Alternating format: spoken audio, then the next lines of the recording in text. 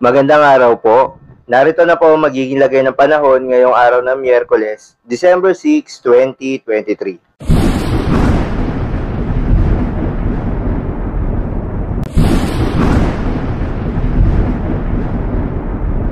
Sa kasalukuyan niya at ayon sa pag-asa, itong northeast monsoon o hanging amihan ay muling nagparamdam na siyang nakakaapekto sa extreme northern Luzon.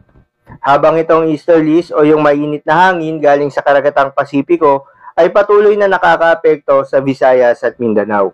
Sa ngayon nga ay walang binabantayan na low pressure area o bagyo sa loob ng ating Philippine Area of Responsibility na maaaring makaapekto sa ating bansa.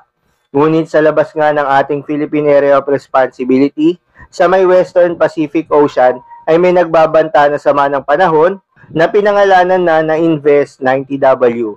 Ayon kasi sa ilang weather forecast model, consistent ang paggalaw nito at nagbabanta na tumama sa ating bansa sa susunod na linggo. Kaya naman ating babantayan ng mga development nito dahil marami pa ang mga posibleng pagbabago. Para naman sa lagay ng panahon dito sa Luzon, asahan ng generally fair weather sa malaking bahagi ng Luzon, maliban lamang sa mga isolated rain showers at thunderstorms, lalo na sa hapon at sa gabi. Kaya naman asahan pa rin ang mga pagbaha at pagguho ng lupa during severe thunderstorms. Para naman sa Visayas at Mindanao, asahan ng generally fair weather sa malaking bahagi ng Visayas at Mindanao. Maliban na lang sa may Tacloban at Davao na inaasahan ng maulap na panahon dahil sa umiiral na easterlies.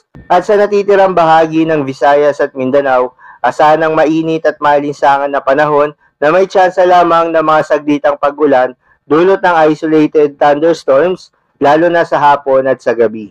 Kaya naman sa mga kababayan natin na nakararanas na ng mga pag-ulan nitong mga nakaraang araw, ay iba yung pag-iingat po at kung lalabas po ng kanilang tahanan, ay huwag pong kalimutan na magdala ng payong o anumang pananggalang sa ulan.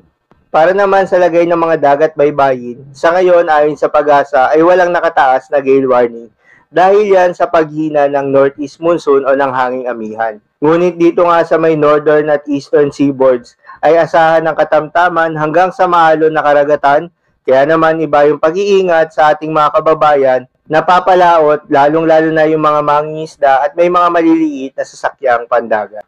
So yun lamang po para sa lagay ng panahon ngayong araw ng Miyerkules. Keep safe everyone.